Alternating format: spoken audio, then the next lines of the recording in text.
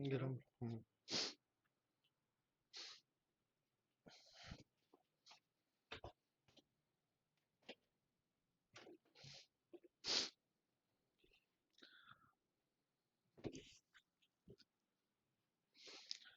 Hello, good morning. कैसे हो दोस्तों? तो हम पढ़ने वाले हैं आज दोस्तों कंपाउंड इंटरेस्ट का वह पार्ट जो बचा रह गया। कौन सा पार्ट बचा रह गया? जिसमें पूछा जाता है टाइम ज्ञात करो या रेट ज्ञात करो। ठीक है, टाइम और रेट ज्ञात करने वाले जो क्वेश्चंस हैं वो अपने बचे रह गए, उनको हमें यहां समझना है। उनको आज की क्लास में हम समझना चाह रहे हैं। तो दोस्तों आज की क्लास का पहला क्वेश्चन आपकी स्क्रीन पर है। क्वेश्चन नंबर है सीआई के अंदर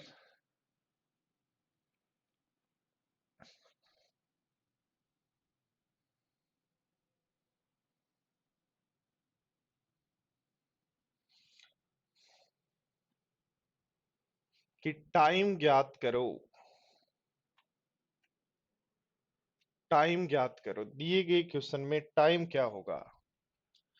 2,000 रुपए की राशि 10% चक्रवृद्धि ब्याज की दर से किसी निश्चित समय में बढ़कर 2421 हो जाती है।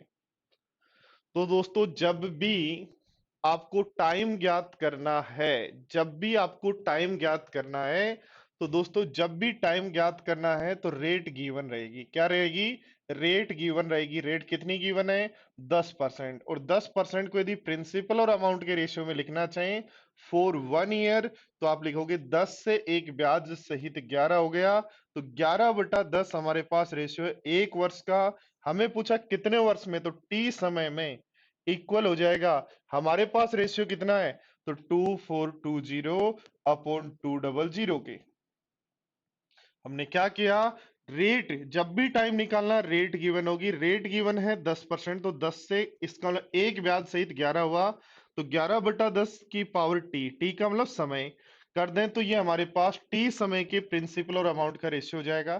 काट दो तो हमारे पास ये बन रहा है 121/100। और 121/100 होता है 11/10 का स्क्वायर। और 11/10 का स्क्वायर होता है। और दोनों को कंपेयर करें तो टी बराबर दोस्तों हमारे पास जो टाइम आ गया वो आ गया 2 ईयर। टी बराबर जो टाइम आ गया वो अपने पास आ गया 2 ईयर। ठीक है दोस्तों।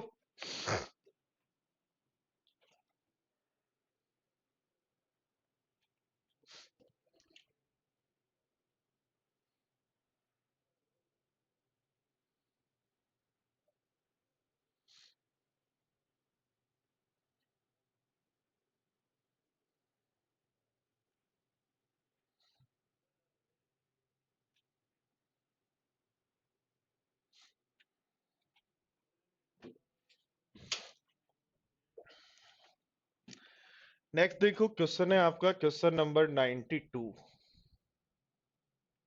पढ़ो, देखो क्या कहा गया है।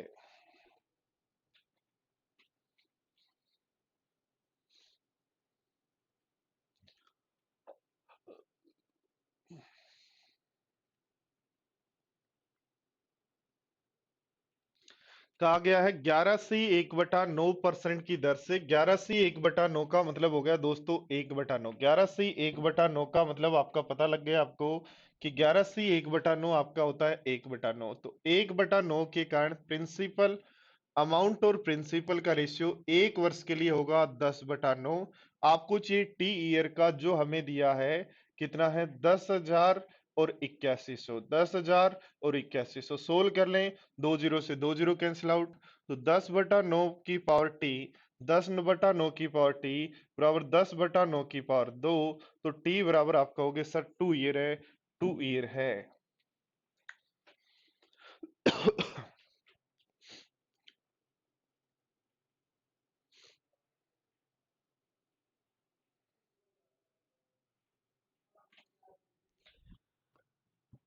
नेक्स्ट देखो, क्वेश्चन नंबर आपका दोस्तों क्वेश्चन नंबर है ये। क्या कह रहा है? पढ़ो।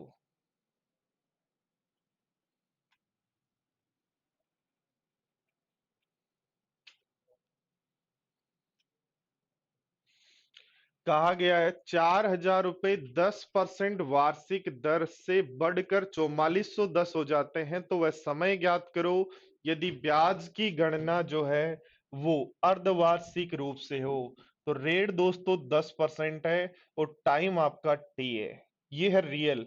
बट जैसे ही 6 माह से गणना होगी, 6 माह से गणना होगी, तो रेट आपकी होगी 5% और टाइम रेट जो आपकी होगी वो 5% और टाइम हो जाएगा 2t। टाइम हो जाएगा 2t। तो हम क्वेश्चन सोल्व करेंगे किसके लिए, इसके लिए जो नया हमारे पास है 6 माह की गणना पर रेट और टाइम क्या होता है, तो 40%, सॉरी 5% कितना होता है 1/40, तो 41/40 रेशियो होगा कितने वर्ष का, 41/40 अमाउंट और प्रिंसिपल का रेशियो होगा कितने वर्ष के लिए, 1 वर्ष के लिए। हमें कितने वर्ष के लिए चाहिए, 2t ईयर के लिए चाहिए, जो कितना है, आप कह रहे हो कि रियल में 4410/4,000 है। ध्यान दो, 4410/4,000 है, ध्यान दो। तो सोल्व कर लेंगे, और सोल्व यदि करते हैं दोस्तों,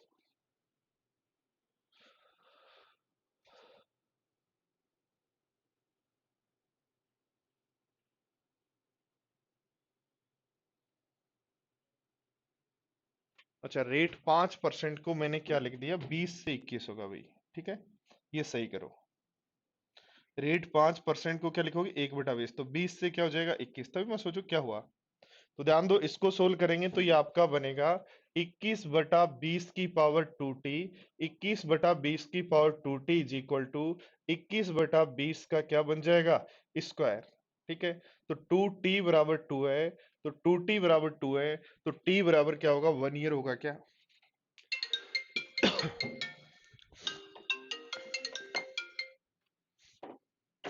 सारे स्टूडेंट्स वापस ध्यान दें, सारे स्टूडेंट्स एक बार ध्यान दें, क्या किया, रेट 10% थी, टाइम टी ईयर था, गिवन ये था, ठीक है। पर 6 माह से गणना यदि करते हैं, 6 माह से गणना करते हैं तो रेट तो आधी रहेगी, टाइम डबल रहेगा, रेट आधी रहेगी, टाइम डबल रहेगा। रेट 5% से अमाउंट और प्रिंसिपल का रेशियो 21/20 होगा 1 वर्ष के लिए। हमें 2t ईयर के लिए चाहिए तो 2t लिख दो, बराबर रियल रेशियो क्या है, कंपेयर कर लो और सोल्व कर लेंगे।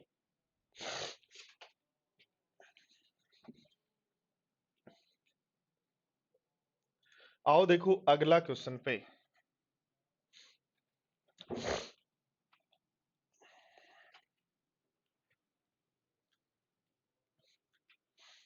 ट्राई करो।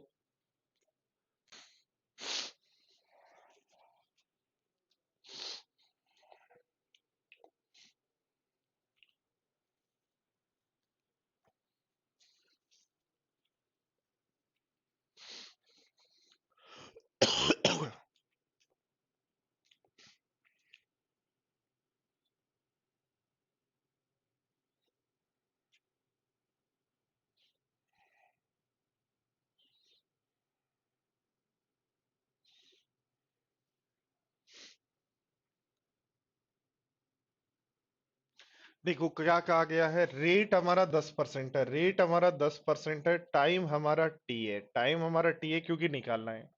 पर कह रहे हैं ब्याज की गणना त्रैमासिक है, त्रैमासिक 3 माह से यदि ब्याज की गणना है, तो 3 माह से ब्याज की गणना होने पर दोस्तों रेट हो जाएगी आधी का आधी, तो 2.5, रेट हो जाएगी 2.5 और टाइम हो जाएगा 40। तो 2.5% कितना होता है, 2.5% होता है 1/40, यानी 41 से 40 ब्याज मिलेगा। 40 यदि आपका प्रिंसिपल है तो अमाउंट एक सहित ये हो जाएगा, जो हमें चाहिए कितने ईयर में, 40 ईयर में। और ये हमें दिया गया है, कितना दिया गया है, 3362 दो से यदि काट दे दोस्तों तो ये बनता है 1600, और ये हमारा दो से काटते हैं तो 1681, और 1681 41 का स्क्वायर होता है, 1640 का स्क्वायर होता है। इसका मतलब ये 41/40 का स्क्वायर है। तो दोस्तों इन दोनों को यदि कंपेयर करें तो 4t बराबर 2 है, तो t बराबर क्या 1/2 ईयर होगा, और 1/2 ईयर को क्या मैं 6 मंथ कह सकता हूं क्या, 1/2 ईयर को क्या मैं 6 मंथ कह सकता हूं क्या।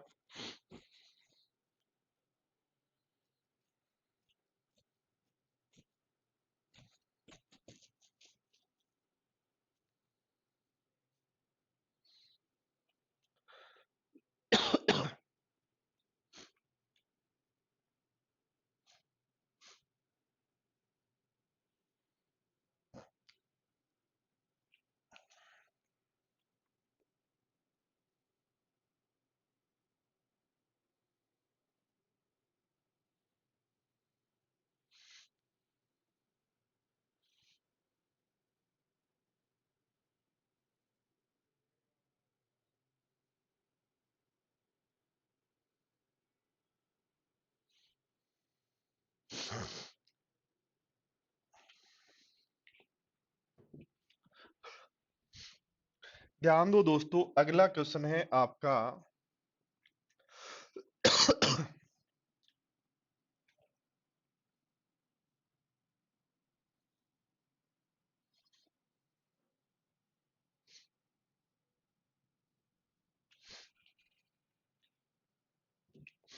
क्या कहा है?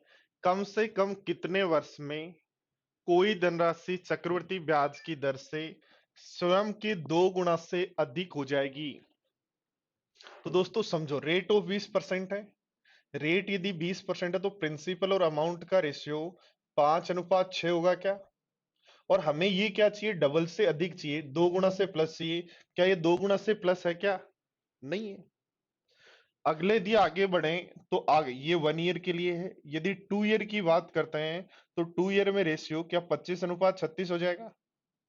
और 25:36 हो जाएगा तो क्या ये 2 से अधिक है? 2 गुना से अधिक है क्या ये? नहीं है। ठीक है। देखो तीसरे की यदि बात करें तो कहेंगे 125 और 6 का क्यूब 216। क्या 2 गुना से अधिक है? नहीं है। ये भी नहीं है, ये भी नहीं है, ये भी नहीं है। 4 वर्ष की बात करें तो ये बनेगा 625। और ये 36 का स्क्वायर 1296 होता है क्या? तो क्या 2 गुना से अधिक है क्या? 2 गुना से अधिक है, इसलिए आंसर हो जाएगा 4 ईयर। 4 ईयर। ठीक है दोस्तों, समझ पाए क्या बात को? क्या समझना है? Except time and work complete हो चुका है। ठीक है। ध्यान दो, देखो 1 ईयर के लिए रेशियो 5:6 है। 2 ईयर के लिए 25:36 होगा। 3 के लिए, 4 के लिए, ऐसे हम बात करते रहेंगे।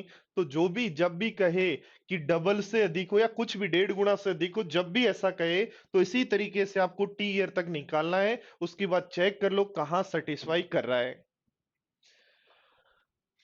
कर लेंगे क्या क्वेश्चंस को? बोलो इस तरीके से आप लोग।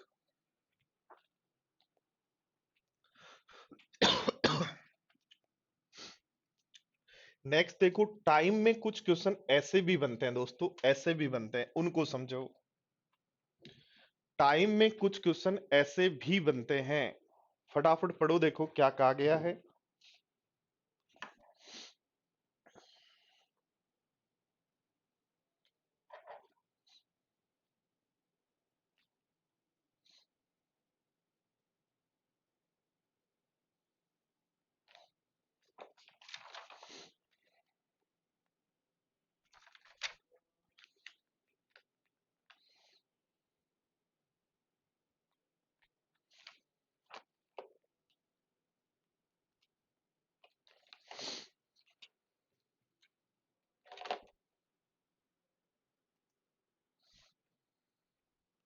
देखो क्या करना है, कोई धनराशि चक्रवृद्धि ब्याज की दर से 10 वर्ष में स्वयं का 2 गुना हो गया।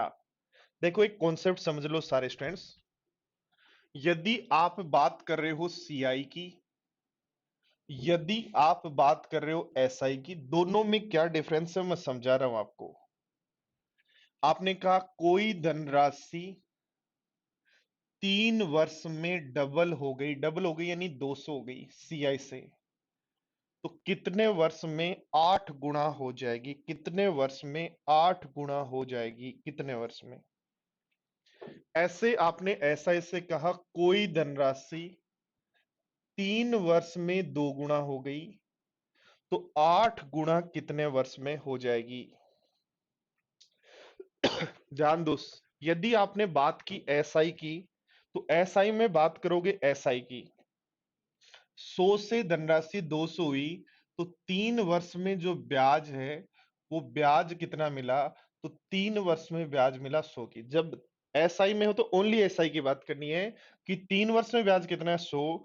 8 गुना चाहिए तो ब्याज कितना चाहिए? 700। तो 100 से ब्याज यदि 7 गुना करना है तो टाइम का भी 7 गुना कर देंगे, इसलिए आंसर हो जाएगा 21 ईयर। आंसर हो जाएगा 21 ईयर। यानी जब साधारण ब्याज में दोस्तों बात करनी है, ब्याज टी ईयर का कितना मिला? तो 3 वर्ष का कितना मिला? 100। तो 700 चाहिए तो 21 वर्ष में मिलेगा, तो 21 वर्ष में 8 गुना हो जाएगी। बट दोस्तों यदि हम बात कर रहे हैं सीआई में, तो बात समझना, 100 से धनराशि 200 कितने वर्ष में हुई?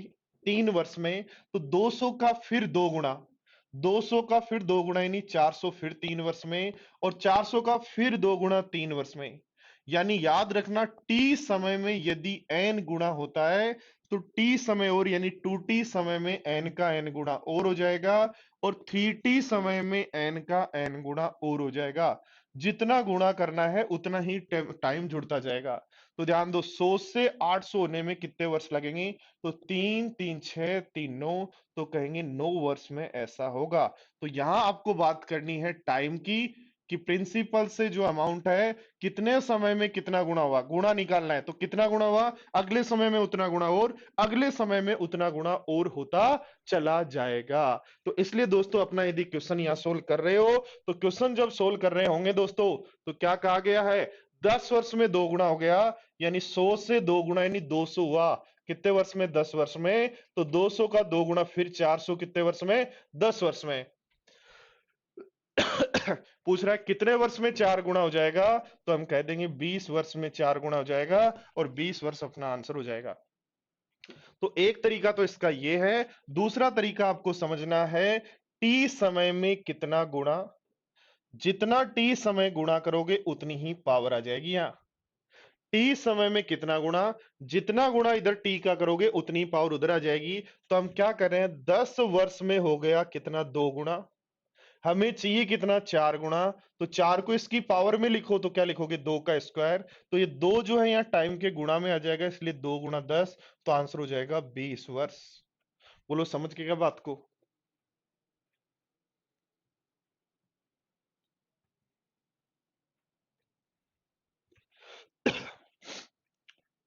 अक्सर जो पढ़ रहे हो ना, वही क्लास हुई है आज। ठीक है, अब टाइम एंड वर्क कंप्लीट हो चुका है। अगली जो क्लास है वो दीपावली के बाद होगी।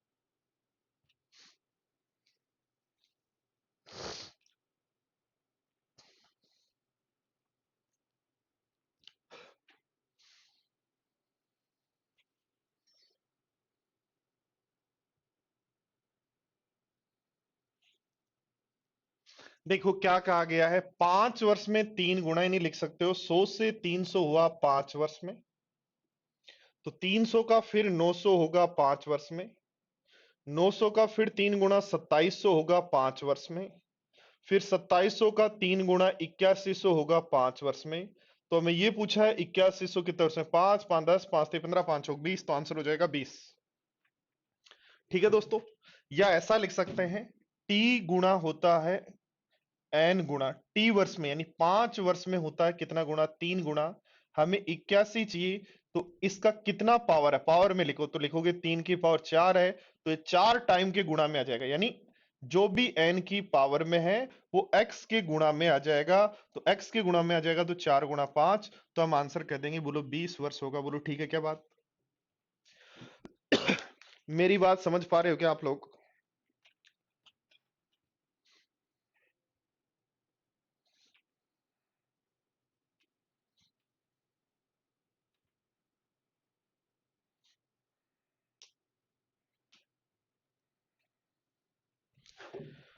चलो तो एक क्वेश्चन लिख देता हूं, इसी से रिलेटेड है दोस्तों, थोड़ा सा समझ लेना। कभी आ सकता है, ऐसा भी आ सकता है कि कोई धनराशि कंपाउंड इंटरेस्ट की रेट से, कोई धनराशि कंपाउंड इंटरेस्ट की रेट से 18 वर्ष में 64 गुना हो गई। 18 वर्ष में 64 गुना हो गई, प्रिंसिपल का 64 टाइम्स हो गई 18 वर्ष में। तो बताओ 16 गुना, प्रिंसिपल का 16 गुना कितने वर्ष में होगा? प्रिंसिपल का 16 गुना कितने वर्ष में होगा? सारे स्टूडेंट्स एक बार ट्राई करो। कोई धनराशि चक्रवर्ती ब्याज की दर से 18 वर्ष में 64 गुना होती है, तो 16 गुना कितने वर्ष में होगी? 16 गुना कितने वर्ष में होगी?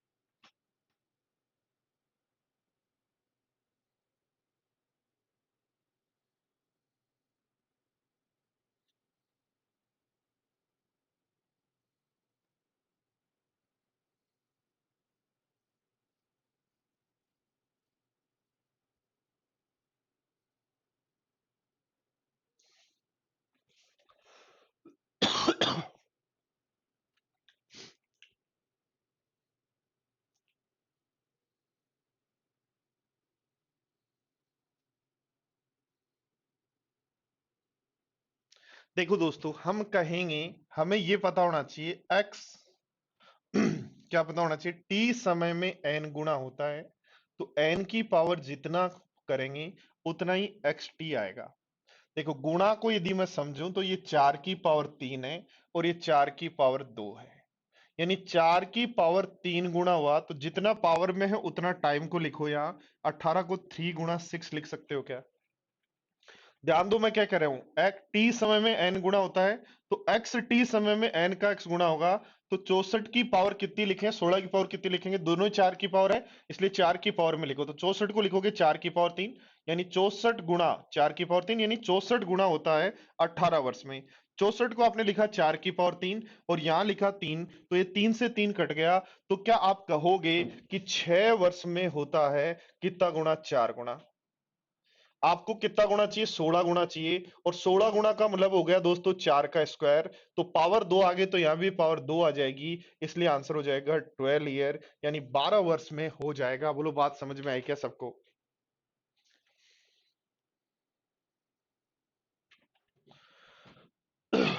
तो इस तरीके से आपको बातें समझते हुए आगे बढ़ना है, आगे बढ़ना है, ठीक है ना?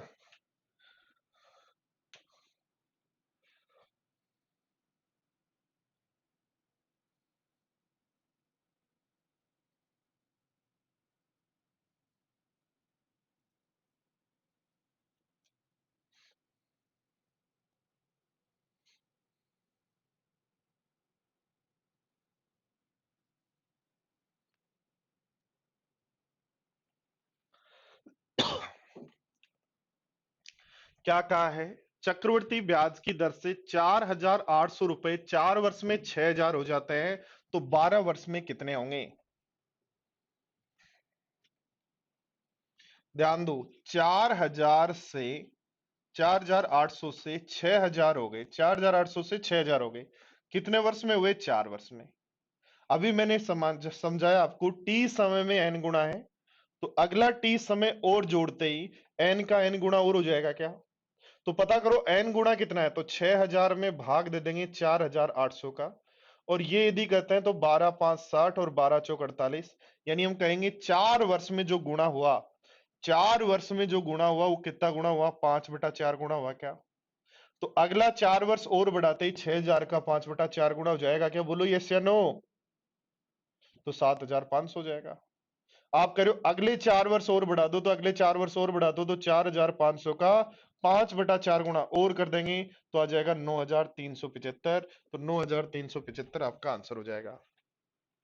सारे स्टूडेंट्स बात ध्यान दें, अभी अपन ने पढ़ा टी समय में एन गुणा, तो अगले टी समय में फिर एन गुणा, और टी समय में n गुणा, तो अगले टी समय फिर n गुणा, और तो ध्यान दो 4800 से 6000 हुआ, कितने वर्ष में? 4 वर्ष में। तो अगले 4 वर्ष में फिर 5/4, अगले 4 वर्ष में फिर 5/4। इस तरीके से आप क्वेश्चन को करेंगे।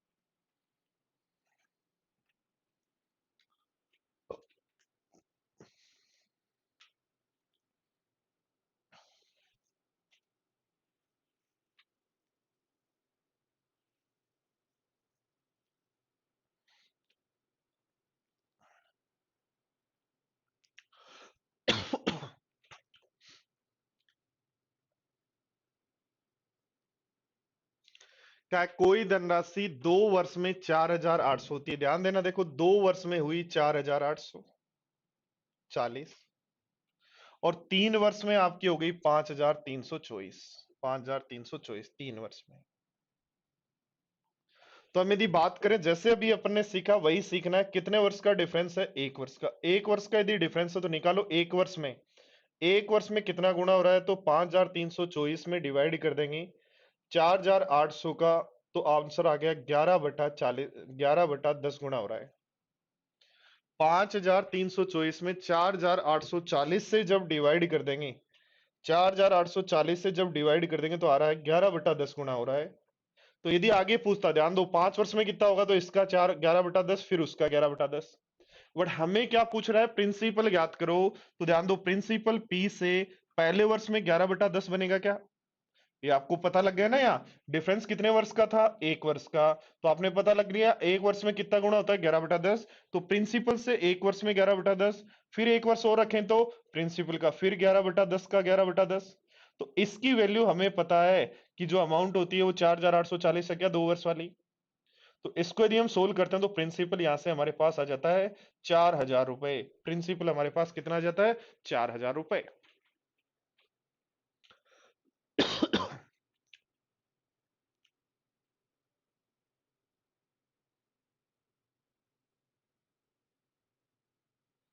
वापिस ध्यान दो, देखो हमें 2 वर्ष का अमाउंट पता है दोस्तों, और 3 वर्ष का अमाउंट पता है। तो जब भी ऐसा पता हो, अमाउंट पता हो, 2 वर्ष का अमाउंट और 3 वर्ष का अमाउंट, तो कितना गुना हुआ पता करो। 11/10 गुना हुआ, और 11/10 गुना यदि हुआ, इसका मतलब है दोस्तों 4840 से यहाँ 5324 हुआ, तो 11/10 गुना हुआ। और 11/10 हुआ तो हर बार 11/10, हर बार 11/10 होगा। तो 1 वर्ष में फिर 11/10, फिर 11/10, जिसकी वैल्यू पता है।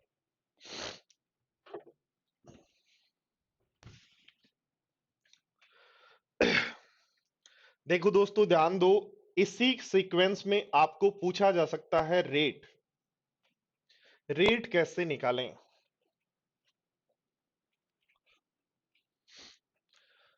रेट कैसे निकालें?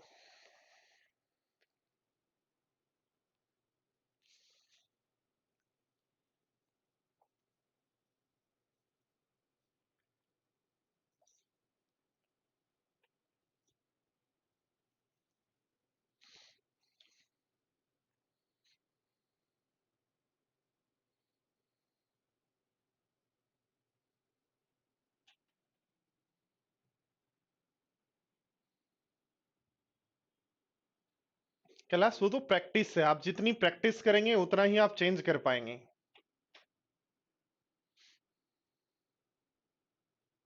ध्यान दो, देखो रेट जब नहीं पता, तो रेट यदि मान लो R% हो, ध्यान दो रेट यदि R% हो, तो 1 वर्ष के लिए अमाउंट और प्रिंसिपल का कोई रेशियो होगा क्या R% रेट के कारण? भाई रेट यदि आर परसेंट हो, हमें पता नहीं वो कितनी है, तो उसको हम आर परसेंट ही मान लें। तो आर परसेंट रेट के कारण एक वर्ष के अमाउंट और प्रिंसिपल का जो रेशियो होगा, उसकी पावर यदि 3 कर दें, क्योंकि टाइम 3 है, बराबर क्या रियल अमाउंट और प्रिंसिपल के रेशियो के बराबर हो जाएगा क्या? तो यहां से आप कह देंगे अमाउंट और प्रिंसिपल का रेशियो एक वर्ष के लिए आ जाएगा 11/10। तो 10 से 11 हो गया एक वर्ष में, इसलिए एक ब्याज मिला 10 पर, गुणा कर दो 100 से, तो आपका आंसर हो जाएगा 10%। तो आंसर हो जाएगा 10%। तरीका नंबर एक, क्या करना है, रेट हमें पता नहीं, इसलिए रेट को मान लिया आर, और आर परसेंट के कारण अमाउंट और प्रिंसिपल का रेशियो ए और पी है। एक वर्ष के लिए अमाउंट और प्रिंसिपल का रेशियो ए और पी है। रेट आर परसेंट के कारण एक वर्ष के अमाउंट और प्रिंसिपल का रेशियो आपने अमाउंट और प्रिंसिपल का रेशियो ये मान लिया। कह रहा है 3 वर्ष है, तो इसका पावर 3 करने पर हमारे पास जो रियल वैल्यू वो आएगी। या दूसरा तरीका दोस्तों रेट निकालने का, रेट जब भी पूछे, रेट जब भी पूछे तो आप निकाल सकते हो सीआई परसेंटेज। क्या निकाल सकते हो? सीआई परसेंटेज, यानी कितना ब्याज मिला, किस पर मिला, इनटू कर दो 100 से, तो आपके पास आंसर आ जाएगा 33.1% ब्याज मिला। 33.1% ब्याज है फॉर 3 ईयर के लिए। तो यदि आपने 3 वर्ष वाली रेट याद कर ली, तो 33.1% किस रेट से मिलता है, तो वो अपना आंसर है 10%। तो रेट निकालने के दो तरीके होते हैं। पहला ए अपॉन पी रेशियो, एक वर्ष के पावर जो दिया जाए टाइम वो लिखो बराबर, सोल्व कर लो, ए अपॉन पी यानी एक वर्ष के लिए रेशियो आ गया तो रेट आ जाएगी। या रेट के लिए याद रखें सीआई परसेंटेज निकालने, कितना ब्याज मिला 331, सीआई परसेंटेज क्या होगा, सीआई कितना मिला अपॉन प्रिंसिपल पे गुणा कर दो 100 से, तो ये आ गया सीआई परसेंटेज। और सीआई परसेंटेज आते ही 3 वर्ष की रेट को कंपेयर करके देख लो किससे सीआई परसेंटेज हमारे पास 33.1 बन रहा है।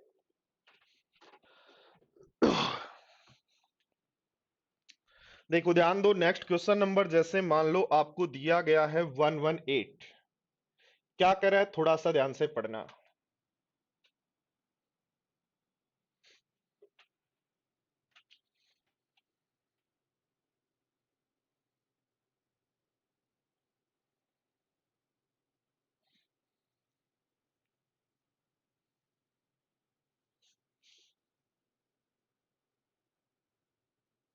आशीष, जो लिखा हुआ है आपके कोर्स में वही है।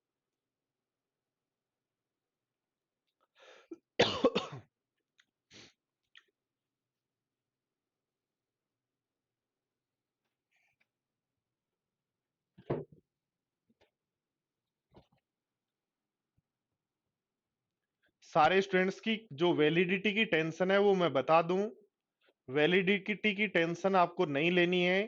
वैलिडिटी की टेंशन ये है, जिस दिन आपका कोर्स कंप्लीट हो जाएगा उसके बाद 1 महीने का आपको रिवीजन टाइम और दिया जाएगा, ठीक है? जिस दिन कोर्स कंप्लीट हो उससे 1 महीने का रिवीजन टाइम दे दिया जाएगा, ठीक है? और बाकी यदि आप लोगों की वैलिडिटी एक्स्ट्रा है तो उससे पढ़ते रहो, क्या दिक्कत है?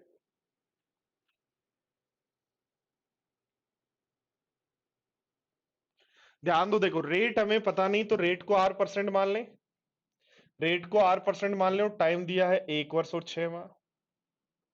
बट ब्याज की जो गणना है वो 6 माह से है, ब्याज की गणना कैसे है, 6 माह से, और 6 माह से गणना है तो रेट तो हो जाएगी दोस्तों आधी, रेट तो हो जाएगी आधी और टाइम हो जाएगा डबल, 3 वर्ष।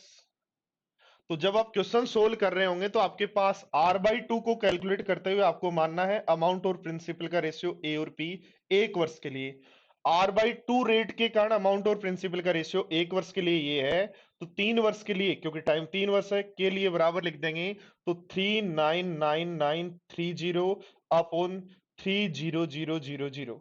सोल्व करेंगे तो वो बन रहा है 1331/1000, और 1331/1000 होता है 11/10 की पावर टी, 11/10 की पावर टी, टी यानी 3। तो दोनों को जब कंपेयर कर रहे हैं तो आपके पास आ गया दोस्तों एक वर्ष के लिए रेशियो 11/10। तो एक 11/10 का हम लोग हो गया, एक ब्याज मिलता है 10 पर, तो रेट ऑफ इंटरेस्ट आ गया 10%। पर ये 10% किसके कारण आया, r/2 के कारण, r/2 की वैल्यू आई है 10, तो r की वैल्यू चाहिए तो क्या होगी?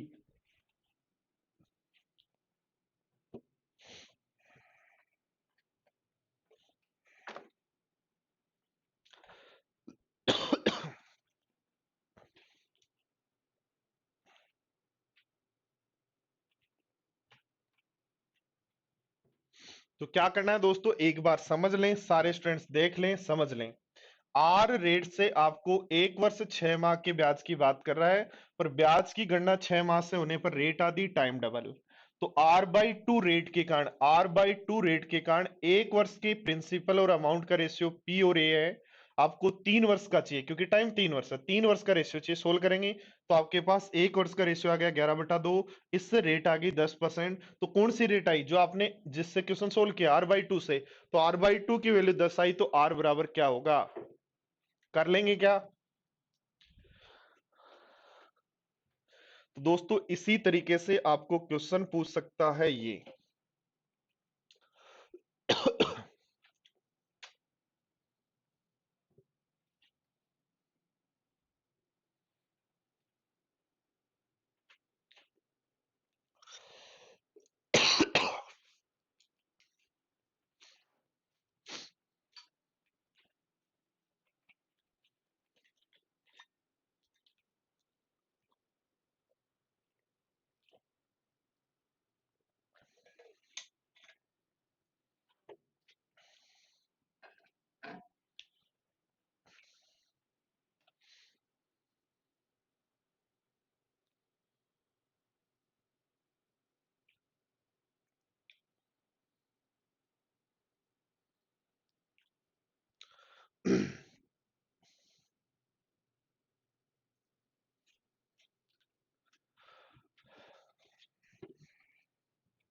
आशीष, जो आपका कोर्स दिखा रहा है आपकी वैलिडिटी वही है। कितनी बार बताऊं आपको, अपने कोर्स में देख लो आपकी वैलिडिटी क्या दिखा रहा है आपको। ध्यान दो दोस्तों, हमें रेट निकालनी है, रेट नहीं पता तो मैं कह सकता हूं अमाउंट और प्रिंसिपल का रेशियो 1 वर्ष के लिए ये होगा, ये कह रहा है 3 वर्ष के लिए 216/125 है। तो बताओ अमाउंट और प्रिंसिपल का रेशियो 1 वर्ष के लिए कितना होगा, तो आप कहेंगे 6/5, इसलिए ब्याज हो गया 1/5, गुणा कर दो 100 से, तो 1/5 का जब परसेंटेज निकाल लेंगे तो आंसर हो जाएगा 20%। बोलो ठीक है क्या दोस्तों? नेक्स्ट देखो दोस्तों, क्वेश्चन नंबर है आपका 119। कई बार रेट इस तरीके से भी पूछेगा, एसएससी मेंस का आया हुआ क्वेश्चन है ये। कई बार आपको रेट इस तरीके से भी पूछ लेगा, तो इस केस में कैसे करें वो ध्यान दें और पढ़ने की कोशिश करें और समझने की कोशिश करें।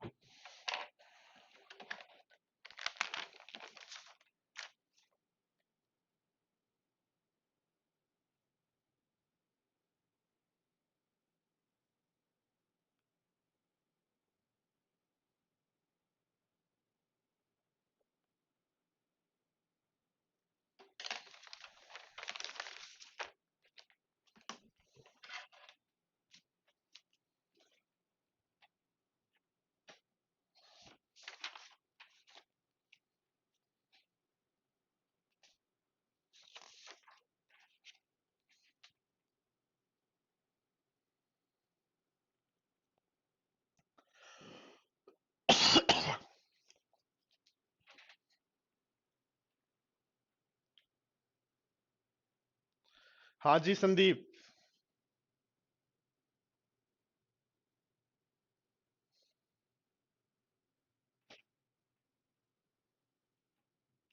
कैलाश, क्यूब जो आपको याद रखने चाहिए वो मिनिमम 40 तक के क्यूब तो आपको याद होने ही चाहिए। एसएससी मेंस यदि आप देते हो तो मिनिमम 40 तक के क्यूब आपको याद होने चाहिए। दोस्तों ये क्या कह रहा है, एक निश्चित ब्याज की दर से किसी धनराशि पर 3 वर्ष के सीआई, 3 वर्ष के सीआई और 1 वर्ष के एसआई का जो रेशियो है वो है 3.64/1। तो दोस्तों इस तरीके के क्वेश्चन को जनरली जब भी आप सोल्व कर रहे हैं तो आप सोल्व कर सकते हैं ऑप्शन से। कैसे सोल्व करना है देखो, ध्यान दो, यदि मैं बात कर रहा हूं 20% यदि मैं ले लूं, एक बार ध्यान देना, यदि मैं 20% ऑप्शन ले लेता हूं तो 20% से 1 वर्ष का एसआई तो क्या होगा, 20 होगा क्या? 20% से 1 वर्ष का एसआई तो 20 होगा क्या? और सीआई की यदि बात करूं तो पहले वर्ष का 20 होगा, 3 वर्ष का सीएचई तो पहले वर्ष का 20, अगले वर्ष का 4 और अगले वर्ष का 0.1 और 3 वर्ष के लिए 3 3 1 से गुणा करते हैं और 3 3 1 से गुणा करते हैं तो 60 और 12 72.8 बनेगा। 72.8 बनेगा। क्या दोनों इक्वल है? हाँ, इसलिए आंसर हो जाएगा डी। तो जब भी इस तरीके का क्वेश्चन आए, उसको क्वेश्चन को कैसे करना है, ऑप्शन से उठाओ और आप सबसे पहले सबसे इजी रेट उठाओ। तो हमें 20% सबसे इजी दिखाई दे रही थी। 20% की दर से 1 ईयर का एसआई क्या होता है? 20। 3 वर्ष का सीआई चाहिए तो पहले वर्ष का 20, फिर 20%, फिर 20%, और 3 वर्ष का जब भी सीआई निकालना है 3 3 1 से गुणा कर देंगे। बोलो ठीक है क्या? बात समझ में आ रही है क्या सबको?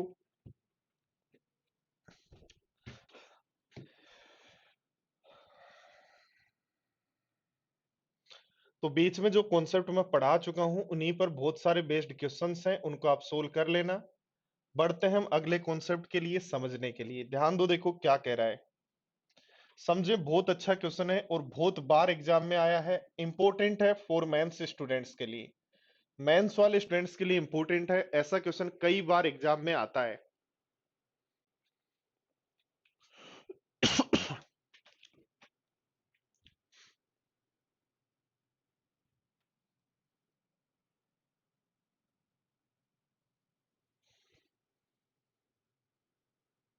क्या कहा है? एक व्यक्ति 2523 को दो भागों में बांटकर दो पुत्रों के नाम 5% की रेट पर 3 वर्ष और 5 वर्ष के लिए दे तो दोनों का मिश्र धन समान है। इक्वल कौन है? अमाउंट।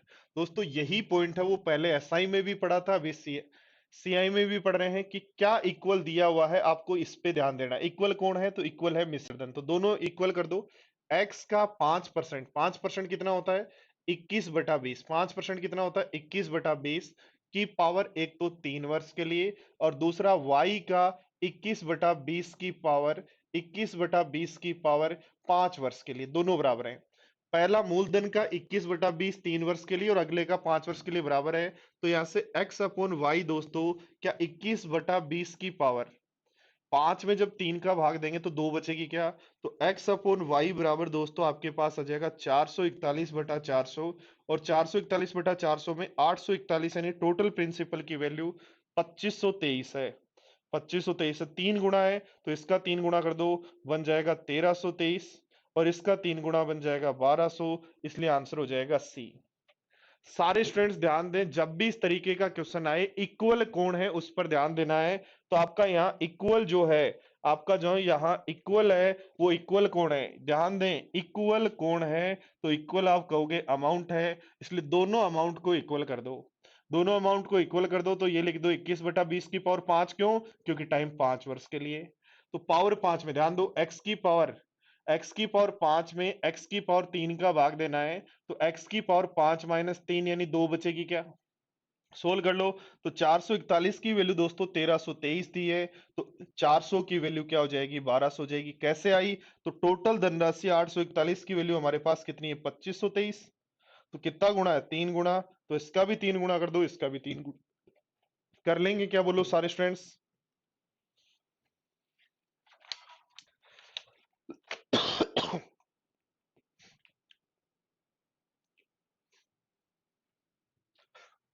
चलो, तो इसी तरीके का एक क्वेश्चन है जो आपकी स्क्रीन पर आपको दिखाई देने वाला है।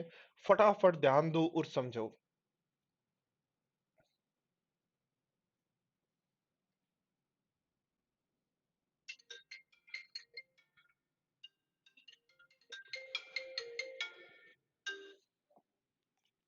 हाँ,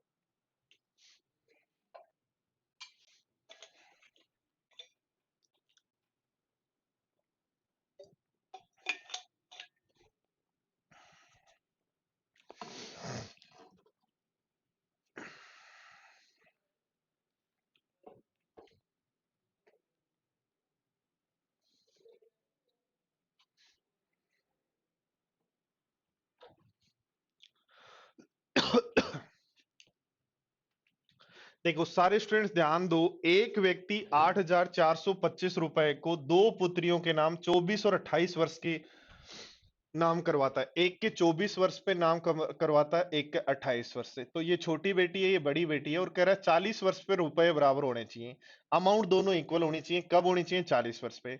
तो 40 वर्ष में मान लो इसको x रुपए दिए, और रेट ऑफ इंटरेस्ट 33 से 1/3 को क्या मैं 1/3 कह सकता हूं? 1/3 का मतलब धनराशि एक वर्ष में 4/3 हो जाएगी, और दूसरे की धनराशि एक वर्ष में 4/3 हो जाएगी। बोर्ड पर ध्यान देना दोस्तों। तो इसके 24 से 40 वर्ष तक यानी 16 वर्ष के लिए पैसे रहे क्या? और इसके 28 से रहे कितने? इसके 28 से रहे 40 वर्ष तक। तो 28 से 40 वर्ष तक, तो क्या 12 वर्ष तक के लिए पैसे रहे क्या? अब इसको यदि मैं भाग दूं बोर्ड पर, ध्यान दो, देखो यदि एक काम करते हैं, इधर भाग दे देते हैं, तो हमारे पास y upon X is equal to आ जाएगा 4/3 की पावर 4, 4/3 की पावर 4। तो हम कर लेंगे y अपॉन एक्स बराबर हमारे पास आ जाएगा 64/27, 64/3 की पावर 4, 1600 256, 4 की पावर 256, 16 का स्क्वायर 256 अपॉन 9 का स्क्वायर 81, ये आ जाएगा। और ध्यान दो दोस्तों, इन दोनों का सम कितना बन रहा है? 8 3 3 337, और 337 की वैल्यू हमारे को दे रखी है, 337 की वैल्यू 8425 दे रखी है। तो 8425 जो वैल्यू है, 8425 जो वैल्यू है, वो 337 की वैल्यू है। हमें पूछ रहा है बड़ी बेटी को, बड़ी बेटी को मतलब वाई को, तो वाई को मतलब 256 की वैल्यू क्या होगी?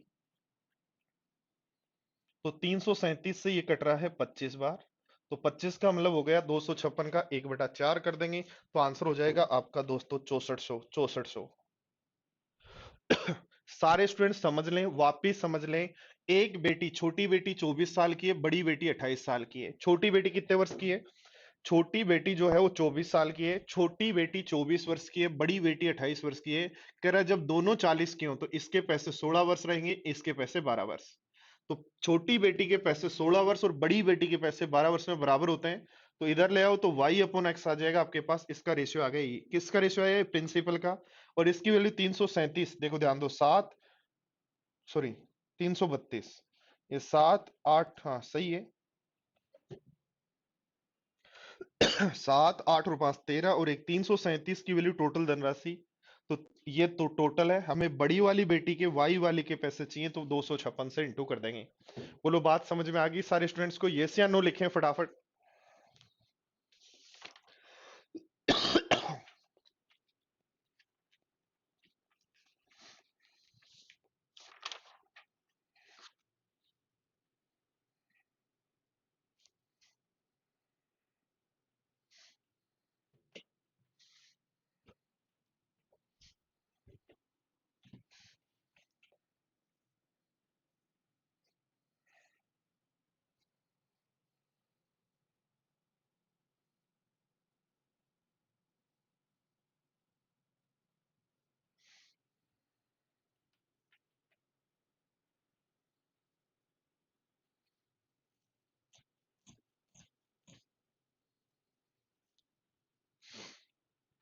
तो दोस्तों अब हम बात कर रहे हैं जब पैसे जो हैं वापस जब चुकाए जाएं, तो इंस्टॉलमेंट में चुकाए जाएं तब।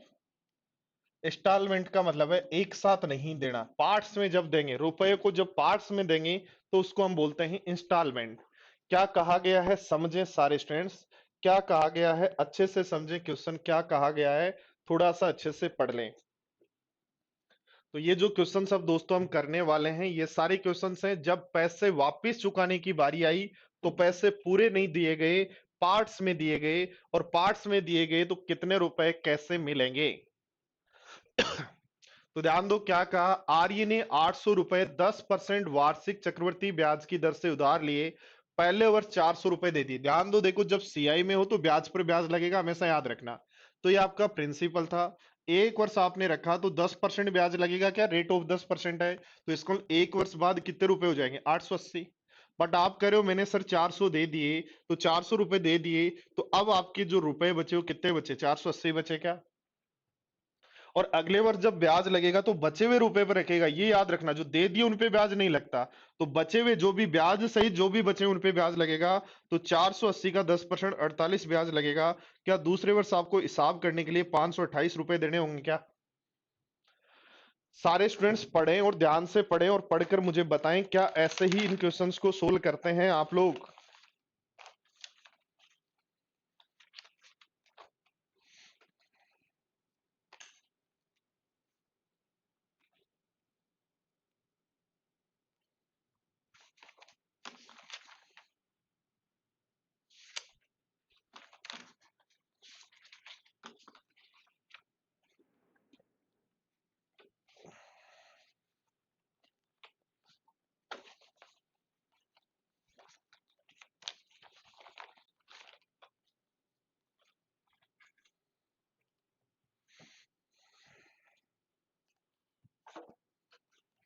अरे भाई कुछ तो बोल लो।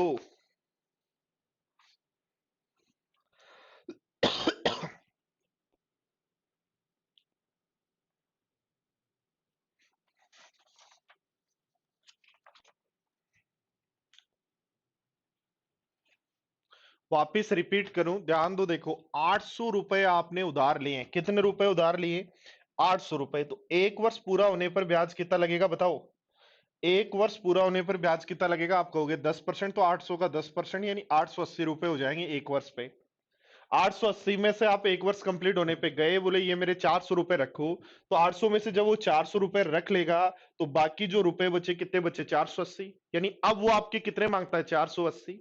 आप एक वर्ष बाद गए, बोले अब मेरा हिसाब करो, तो आपने कहा 480 तो बचे हुए हैं और उनका अब एक वर्ष हो गया बचे हुए रखे हुए मुझे, तो 10% ब्याज और जोड़ देंगे।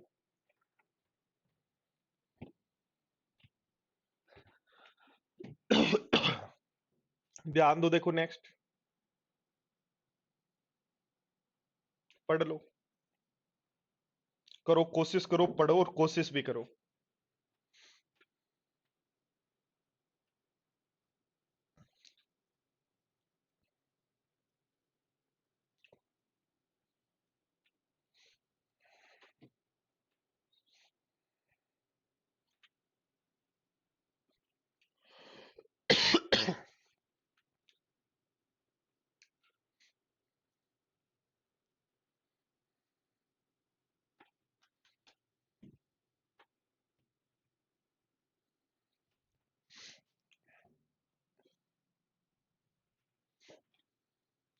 देखो ध्यान दो, 4,000 रुपए की धनराशि उधार ली। एक वर्ष कंप्लीट हुआ तो ब्याज कितना लग जाएगा? 5%। तो 200 रुपए ब्याज से 4,200 हो जाएंगे। आपने 4,000 रुपए 5% की दर से किसी से उधार लिए, तो एक वर्ष कंप्लीट होने पर 4,000 का 5% और 4,200 हो जाएंगे। बट एक वर्ष पे कुछ रुपए दिए नहीं दिया, आपने कुछ भी नहीं दिया। और एक वर्ष पे कुछ भी नहीं दिया, तो अगले वर्ष जो धनराशि है उस पर ब्याज लगेगा 5%। तो 4,200 का 5% हो जाएगा 210। तो 210 जोड़ेंगे तो रुपए हो जाएंगे 4410। यानी दोस्तों जब आपके 2 वर्ष पूरे हुए तो 4410 रुपए हो गए थे। आपने उसमें से 2210 दे दिया। आपका मन किया कि सर 2210 तो मेरे पास है, ले लो। तो 2210 आपने जब दे दिए, तो 0022 2200 रुपए बच गए। तो 2 वर्ष कंप्लीट होने के बाद जब 2210 आपने दे दिए, 2 वर्ष कंप्लीट होने के बाद जब आपने 2210 रुपए दे दिए, तो आपके रुपए कितने बचे? 2200 बचे क्या? और अब जो ब्याज लगना है दोस्तों, 2200 पर 5% लगना है। तो 2200 का 5% 110 ब्याज लगेगा। तो तीसरा वर्ष जब कंप्लीट होगा तो 2310 रुपए होंगे क्या? और 2310 के बाद अगले वर्ष फिर यदि रखते हो तो 5% ब्याज लगेगा। तो हमें अमाउंट नहीं निकालनी, ब्याज ही निकालनी है। इसलिए यहां से ब्याज लिख लो। एक एक 15 दूनी 30.5 आएगा क्या? 115 पॉइंट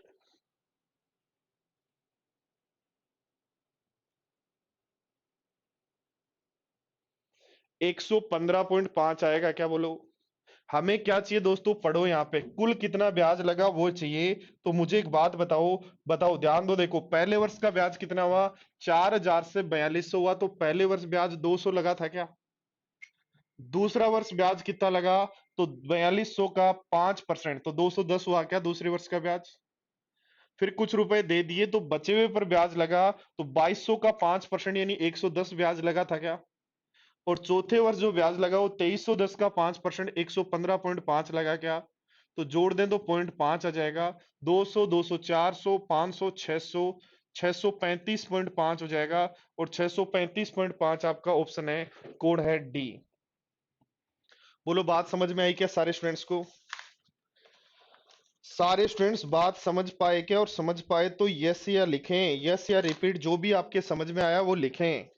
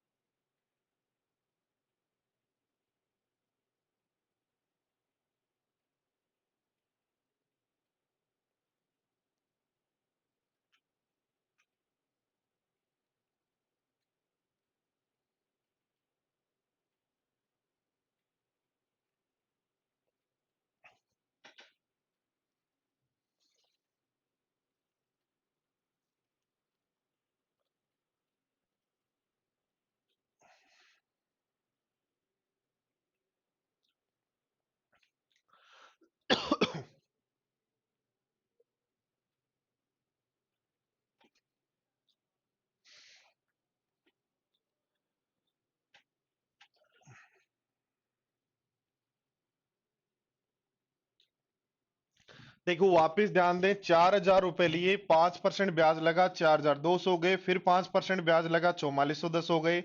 2 वर्ष बाद आपने 2200 दिए, तो जब भी देंगे उस समय कम हो जाएंगे, जब भी देंगे वो टोटल में से कम हो जाएंगे, कम हो गए, फिर 2200 रुपए बचे, उस पर 5% लगेगा, 2310, फिर 5% लगेगा, तो ये हो जाएंगे 2425.5। बट ये चाहिए नहीं, इसलिए हमें ओनली ब्याज लिखना है। यहाँ ब्याज कितना, यहाँ ब्याज कितना, यहाँ ब्याज कितना, यहाँ ब्याज कितना, सारे ब्याज को जोड़ देंगे।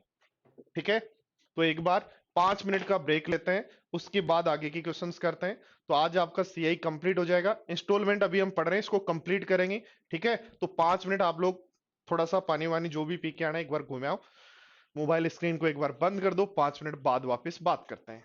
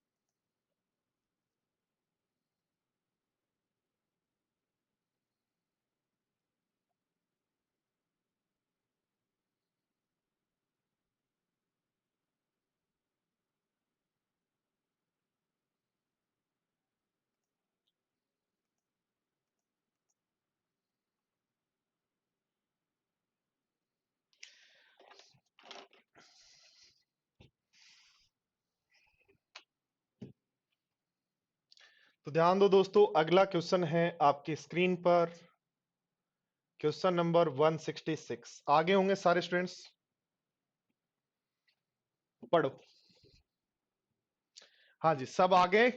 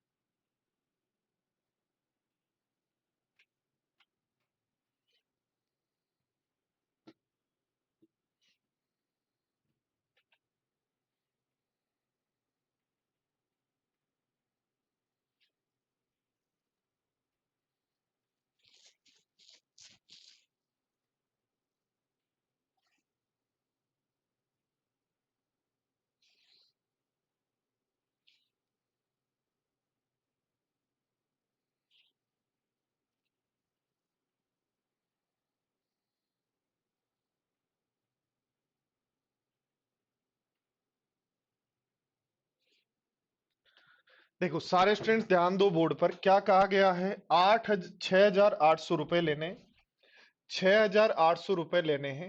एक वर्ष जब रखेंगे, ध्यान दो, एक वर्ष यदि 12.5% की दर से जब रखेंगे, 12.5% की दर से एक वर्ष यदि रखेंगे, तो 1/8 ब्याज लगेगा। तो 8 पे एक अमाउंट जोड़ के 9/8 हो जाएंगे क्या? ध्यान दो, 6,800 आपने उधार लिए, रेट ऑफ इंटरेस्ट 12.5% है, इसलिए 6,800 का 1/8 अधिक यानी 9/8 हो जाएंगे एक वर्ष कंप्लीट होने पर। अब आप कह रहे हो इसमें से मैंने एक किस्त दे दी उसी समय, आप कह रहे हो एक किस्त मैंने उसी समय दे दी, तो आपने जो उसी समय दे दी है वो घटा दो, बचे हुए रुपए ये हैं क्या? एक किस्त जो आपने दे दी वो घटा दो, तो बचे हुए रुपए ये हैं क्या? और इन बचे हुए रुपए पे फिर 12.5% यानी 1/8 और दे रहे हैं, ब्याज लगेगा अगले वर्ष। और अब दूसरे वर्ष में आपने पूरे पैसे देकर किस्त खत्म कर दी। दोस्तों दो किस्त देने का मतलब है, जैसे ध्यान दो, 100 रुपए आपने लिए, 10% की दर पर, मान लो 10% की दर पर आपने 110 रुपए हो गए, 110 में से आपने, आप मान लो 50 रुपए दे दिए, ठीक है। अब अगले वर्ष जब ब्याज लगेगा 60 पे लगेगा, 110 में से 60 दे दिए, 50 दे दिए, तो 60 पे ब्याज लगेगा 10%, 6, तो टोटल 66। तो यानी अब की बार आपने पूरे रुपए पे कर दिए। तो यही बात हम लिख रहे हैं, 6,800 लिए, 12.5% की दर से ब्याज हो गया 9/8 ब्याज सहित, इसमें से जो दे दिए वो घटा दिए, तो बचे हुए पे ब्याज लगेगा जो एक्स है। सोल्व कर लो इसको। यदि मैं इसको सोल्व करता हूं दोस्तों, ध्यान दो बोर्ड पर, एक काम करें, 9/8 को अंदर गुणा करो तो बनेगा 6,800 गुणा 9/8 गुणा 9/8 माइनस एक्स का 9/8 बराबर है एक्स। बोलो यही है क्या? एक्स को यदि मैं उधर ले जाता हूं, एक्स को यदि मैं उधर ले जाता हूं तो ये बन जाता है 6,800 into 9/8 into 9/8 is equal to होगा, ये उधर जाएगा तो 9 और 8 17/8 हो जाएगा। बोलो ठीक है क्या? तो 8 से 8 काट दो, 17 से काट दो, 17 चौक 68, 8 से काट दो 50 बार, तो x की वैल्यू यानी प्रत्येक किस्त की वैल्यू 81 गुणा 50 यानी 4,050 हो जाएगा क्या? तो ये है इसकी बेसिक कॉन्सेप्ट। यानी तीन किस्त होती, तो पहला जो रुपए बना, 6,800 लिए थे, 12.5% से एक वर्ष बाद कितने बनेंगे? 6,800 का 9/8, आपने कहा एक्स दे दिए, तो अगले वर्ष जो ब्याज लगेगा वो बचे हुए का 9/8 लगेगा। फिर मान लो एक एक्स और दे दिया, तो फिर बचे हुए का ब्याज लगेगा जो तीसरी किस्त के बराबर होगा।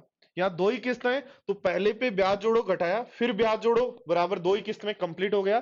तीसरा होता तो एक्स घटा के फिर ब्याज जोड़कर इक्वल कर देते। बोलो सबको समझ में आया क्या?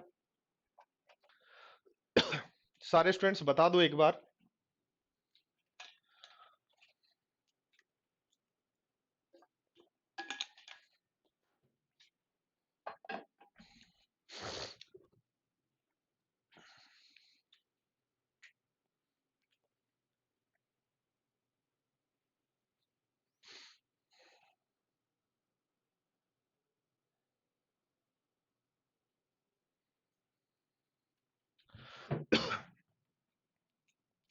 ध्यान दो, देखो इस क्वेश्चन का दूसरा तरीका क्या है। दूसरा तरीका देखो, ध्यान दो, रेट है 12.5%, ये ट्रिक है, इसको समझना। रेट है 12.5%, यानी प्रिंसिपल और अमाउंट का रेशियो 8:9 होगा क्या। पर ध्यान दो, देखो एक वर्ष जो बाद अमाउंट हुआ वो यदि आप पे कर दें, भाई आपने एक ही वर्ष के लिए पैसे लिए, आपने 12.5% की दर से एक वर्ष के लिए ही पैसे लिए और एक वर्ष बाद पूरे पैसे दे दिए, तो आप चाहे उसको इंस्टॉलमेंट कहो चाहे अमाउंट, बात तो एक ही। भी एक इंस्टॉलमेंट में सारे पैसे पे कर दिए, इसका मतलब वही अमाउंट है। तो यानी मैं क्या कह रहा हूं कि एक वर्ष बाद जो दिए वो तो प्रिंसिपल है और ये इंस्टॉलमेंट है। ऐसे आप कर रहे हो एक वर्ष बाद और दिए, तो जब 2 वर्ष की बात करते हो तो स्क्वायर कर देते हो। और आपने क्वेश्चन में क्या कहा, आपने क्वेश्चन में क्या कहा दोस्तों, आपने क्वेश्चन में कहा मेरी दोनों इंस्टॉलमेंट इक्वल हैं, मेरी दोनों इंस्टॉलमेंट क्या है, इक्वल है। तो इसको इक्वल करने के लिए ऊपर 9 से गुणा करना पड़ेगा। तो प्रत्येक इंस्टॉलमेंट तो आ गई 81, ईच इंस्टॉलमेंट तो आ गई 81। प्रिंसिपल कितना आया, पहले वर्ष ब्याज लगा 72 पे, फिर बचे हुए 64 पे, तो ब्याज जो लगा वो 136 पे। और 136 की वैल्यू कितनी दे रखी है, 6800। कितना गुणा, 50 गुणा। तो बोलो 81 का 50 गुणा कितना होगा, तो 81 का 50 गुणा कर देंगे 4050। सारे स्टूडेंट्स ध्यान दें बोर्ड पर, सारे स्टूडेंट्स बोर्ड पर ध्यान दें। पहले वर्ष रेट 12.5% के कारण प्रिंसिपल, और पहले वर्ष बाद जो दे रहे हैं उसको इंस्टॉलमेंट बोल रहे हैं, और पहले वर्ष बाद जो देते हैं वही अमाउंट होता है। तो आपने क्या किया, प्रिंसिपल पी और एक वर्ष बाद हो गए 8 के 9, 8 में इसके 9 दे दिए, यानी पहले वर्ष पूरे देने हैं तो 8 के 9 देने होंगे। बट आपने दो इंस्टॉलमेंट में दिए हैं, जब भी दो इंस्टॉलमेंट होती है तो स्क्वायर करते हैं, तो 8 का स्क्वायर 64 और 9 का स्क्वायर क्या हो जाएगा, 81। आप कह रहे हो दोनों इंस्टॉलमेंट इक्वल है तो इक्वल करो, दोनों को इक्वल किया। अब ध्यान दो, प्रत्येक इंस्टॉलमेंट की वैल्यू 81 हो गई। टोटल ब्याज लगा पहले वर्ष 72 पे, फिर बचे हुए 64 पे, तो 136 पे। 136 की वैल्यू 6800 है, तो 81 की वैल्यू क्या होगी। बोलो आया क्या समझ। दोनों कॉन्सेप्ट समझ में आ गए ना आपको। और दोनों कॉन्सेप्ट यदि समझ में आ गए तो पढ़ो, देखो क्वेश्चन नंबर 167 क्या कह रहे हैं, पढ़ें।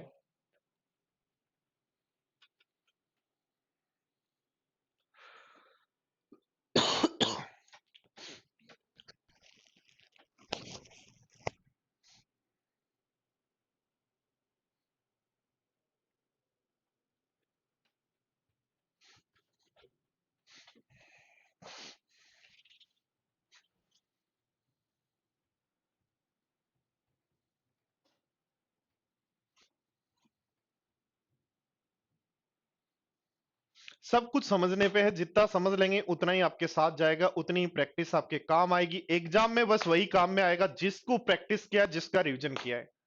दोस्तों एक बात याद रखना, बार बार मैं बताता हूं, अपने माइंड के दो हिस्से हैं। एक हिस्सा वो है जहां बातें एक बार पहुंचती हैं और बाहर निकल जाती हैं। एक हिस्सा वो है जिसमें रिवीजन के बाद या बार बार जो चीजें हम देखते हैं सुनते हैं वो रहती हैं। तो दोस्तों आपको कौन से हिस्से में क्या बातें रखनी है वो डिपेंड करेगा आपकी प्रैक्टिस पे, इसलिए एक बार वाले हिस्से में कुछ नहीं रखें। जो भी रखना है आप हमेशा रखें, कम से कम 2 जगह 3 जगह रिवीजन करते हुए। जब जितना रिवीजन आप करेंगे उतना ही आपका काम होगा।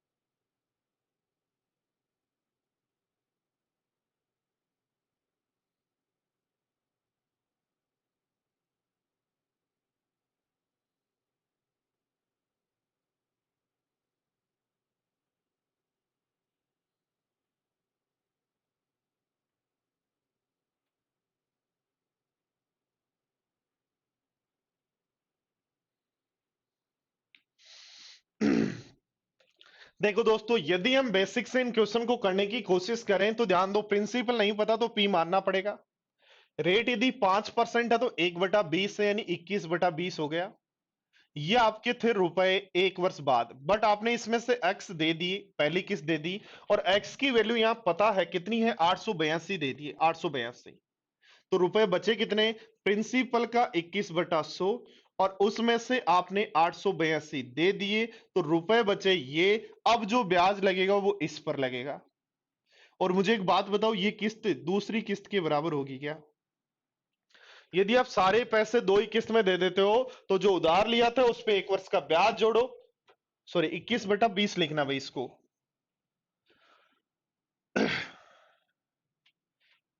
जो उधार लिया था उस पे ब्याज जोड़ो, फिर जो दे दिया वो घटा दो, फिर बचे हुए पे ब्याज जोड़ो, जो दूसरी किस्त में पैसे बने वो पैक कर दो।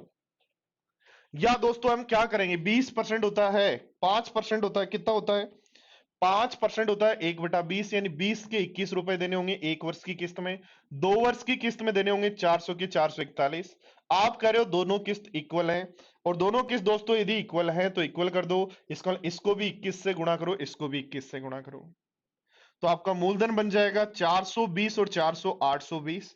और आपकी प्रत्येक, ये क्या बनेगा? प्रिंसिपल। इन दोनों का सम क्या बनेगा? प्रिंसिपल। और ये क्या बनेगी? प्रत्येक किस्त, प्रत्येक किस्त। और इस प्रत्येक किस्त की वैल्यू कितनी दे रखी है? 882, यानी दो गुना कर रहा है, तो मूलधन का भी दो गुना कर देंगे। तो 820 का दो गुना क्या 1640 होगा? तो आंसर हो जाएगा, बोलो सी। बोलो ठीक है क्या बात?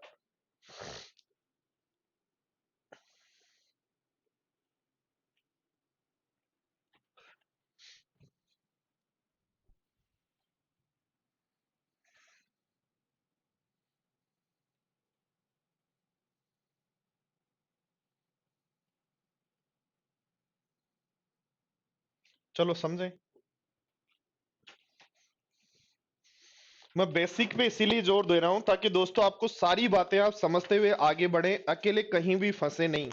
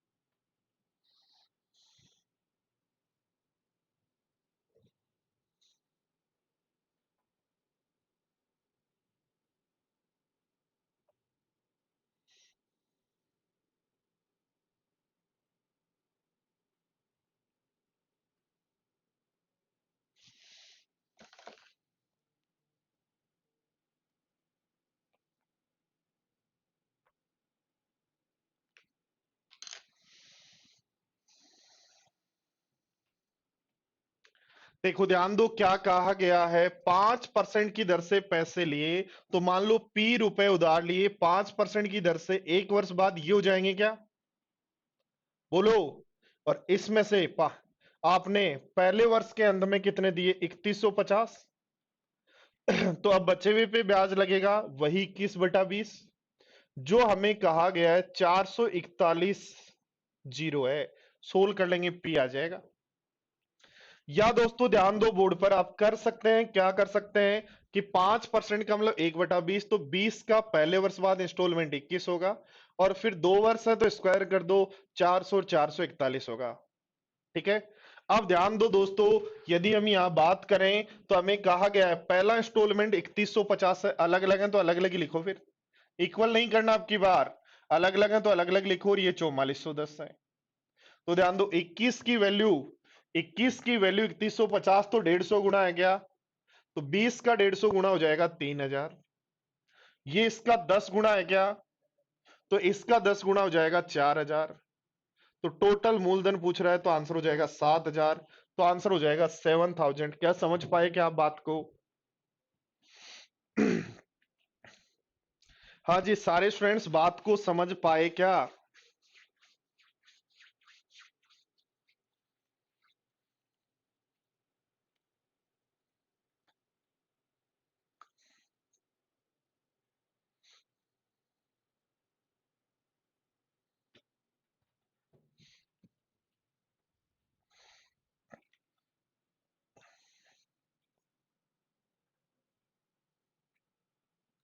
पढ़ो, देखो नेक्स्ट क्वेश्चन।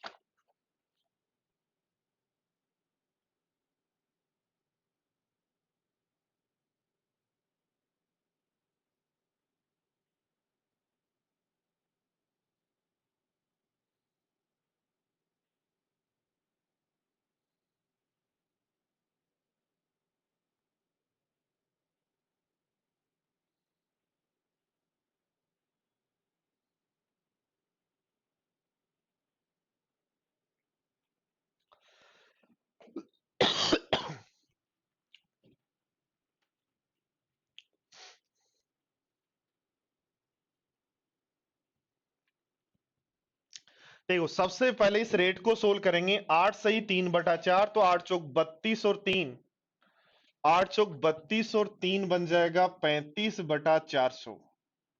और 35/4 को 5 से काटें तो 7/5 से 8 5 40।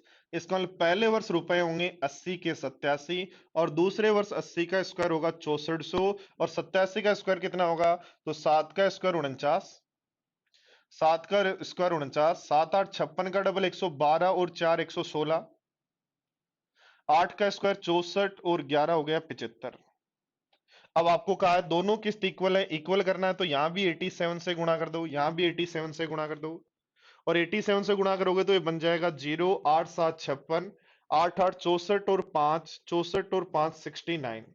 सम करें तो 0 6 9 4 13, और ये 6 6 12 और 13 13 360 बन रहा है क्या। और ध्यान दो 13 360 हमारे पास प्रिंसिपल है जिसकी वैल्यू 40080 है। तो ये वैल्यू है 13 360 की, गुणा हमें प्रत्येक किस्त की वैल्यू चाहिए, तो 7569 से इंटू कर दो। ये इससे कट रहा है 3 बार, तो 7 वाला आंसर हो जाएगा ये।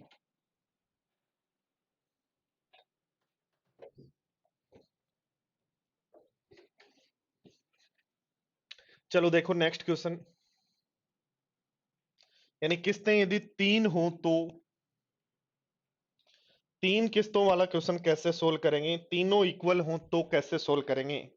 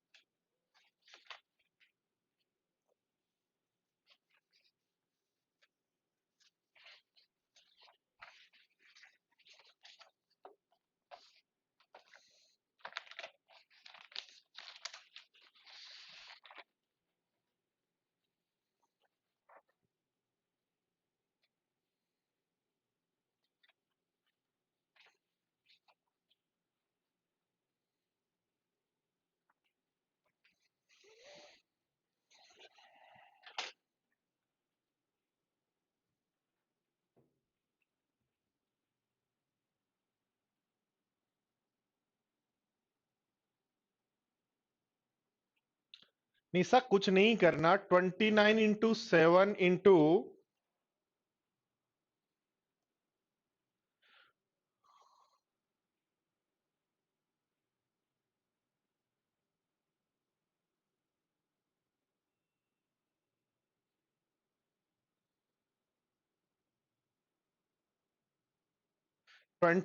× 7, और 29 × 7, और आगे लिख दो 25 × 9, दोनों का रेशियो निकाल लो, उसको आप फिर 6 × x के बराबर कर दो।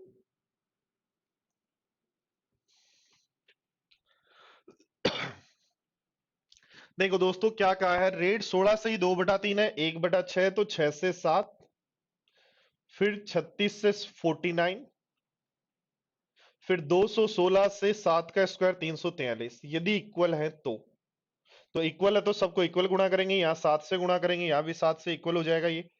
ये भी इक्वल है तो इसको 49 से गुणा करेंगे, तो इसको भी 49 से गुणा करना पड़ेगा। और प्रत्येक इंस्टॉलमेंट तो आपका आ गया 343। अब प्रिंसिपल निकालना है तो ध्यान दो 216 तो है, 7 से गुणा करो, 7 6 42, 7 6 42, 7 3 21 और 4 25, 6 से गुणा करो तो ध्यान दो 9 6 54, और 6 चौक 24 और 5 29, जोड़ दो 2 6 और 7, 762 है प्रिंसिपल। क्या दिया गया है, प्रिंसिपल दिया गया है ये, तो 2 गुणा है क्या ये, भाई 762 का 1372 तो 2 गुना है क्या?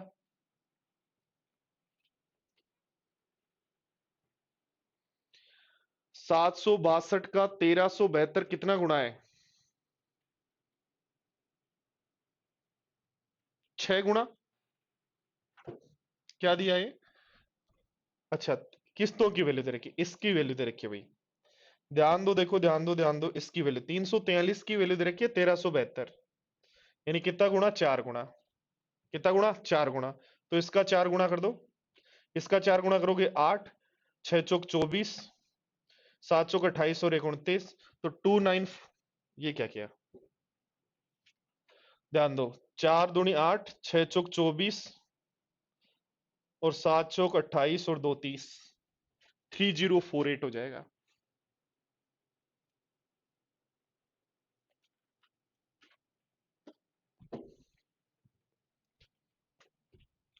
चलो देखो, थोड़ा सा यदि अनइक्वल कहे, कुछ अजीब सा कहे, तब कैसे करें, ये पढ़ो देखो।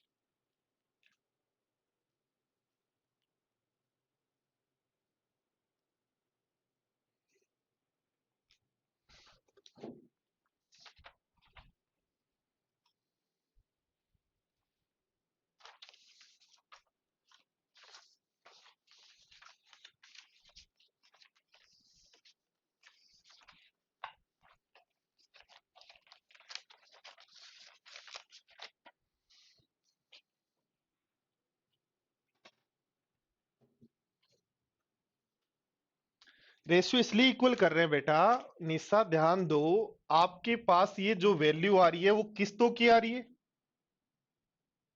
ठीक है, और तीनों किस्त क्या है? बराबर है, इसलिए इनको तीनों को इक्वल कर रहे हैं। फटाफट बताओ।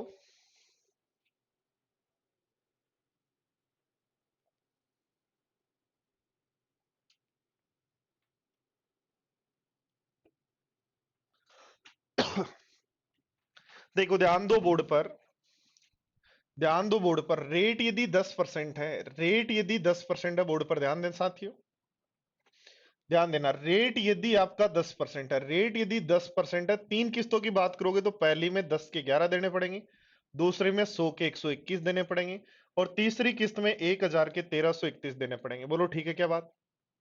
बट यदि किस्त इक्वल है तो इसको 11 से गुणा कर देंगे, इसको 121 से गुणा कर देंगे, तो इसको भी 121 से गुणा कर देंगे, और इसको भी 11 से गुणा कर देंगे। ऐसा कब करते हैं? जब किस्त इक्वल हो। पर दोस्तों दिए गए क्वेश्चन में क्या कहा गया है, दिए गए क्वेश्चन में समझेंगे क्या कहा गया है। दूसरी किस्त पहली किस्त का 2 गुना है, दूसरा इंस्टॉलमेंट पहले इंस्टॉलमेंट का 2 गुना है, ठीक है, तो दूसरे इंस्टॉलमेंट को बी कह दें, पहले इंस्टॉलमेंट को ए कह दें, तो ये इसका 2 गुना है। और तीसरी इंस्टॉलमेंट दूसरे इंस्टॉलमेंट की, तीसरे इंस्टॉलमेंट दूसरे इंस्टॉलमेंट की 3/4 है। तो ध्यान दो बोर्ड पर, यदि तीसरे इंस्टॉलमेंट 3 है, दूसरे इंस्टॉलमेंट 4 है, तो दूसरे इंस्टॉलमेंट को यदि यहां 4 माने तो पहले इंस्टॉलमेंट 2 होगी क्या? यानी आपके पास तीनों इंस्टॉलमेंट का रेशियो ये होगा कि तीसरे इंस्टॉलमेंट 3, तो दूसरी कितनी होगी? 4, और दूसरी 4 होगी तो पहली कितनी होगी? 2। इसका इंस्टॉलमेंट का जो रेशियो है वो आपके पास दोस्तों यहां होना चाहिए। इंस्टॉलमेंट इक्वल नहीं होनी चाहिए, आपके पास रेशियो होना चाहिए 2, 4 और 3 का। तो 2 4 3 से यहां गुणा किया, तो 2 4 3 से यहां भी गुणा करेंगे, ठीक है। करो सम, सम यदि करते हैं तो ये बनेगा कितना? 3000। ये बनेगा 4400। ये बनेगा 242 जीरो। तो रुपए आ जाएंगे 4 3 7 2 9, 9820, 9820 रुपए आ जाएंगे। बोलो ठीक है क्या बात? और 9820 की वैल्यू क्वेश्चन में, 9820 की वैल्यू क्वेश्चन में 34,370 दे रखी है।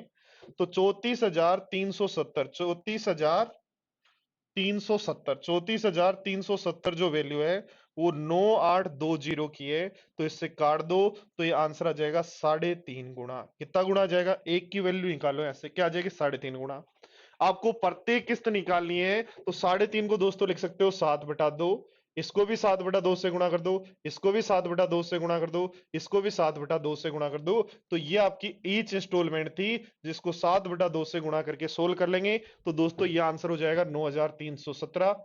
9,317 किस ऑप्शन में है? 9,317, 9,317 एक ही ऑप्शन में है, इसलिए आंसर हो जाएगा सी। मेरे प्यारे साथियों, एक बार मेरे साथ एक बार क्वेश्चन को वापस पढ़ो। क्या कहा है? 34,370 का ऋण लिया, 3 किस्तों में चुकाया।